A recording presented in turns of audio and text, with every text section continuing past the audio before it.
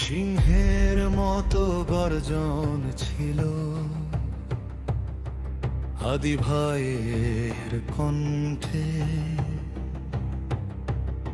তার কথার ধ্বনিতে কেঁপে উঠত প্রতিবাদী ঝড়ের রণমঞ্চে।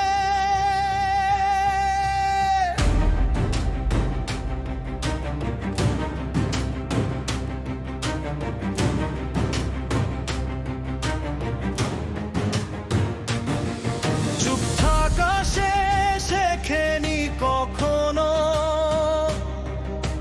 মাথা নত করা নয়, সত্য বলাই ছিল তার ধর্ম, সত্য দিয়েই করত জয়।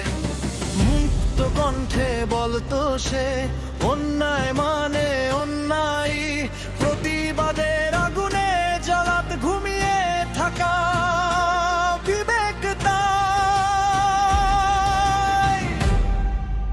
সত্য কথা বলার অপরাধে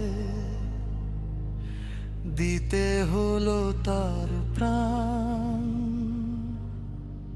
তবু সে হারায়নি ভাই, পেয়েছে বাংলার মানুষের সম্মান।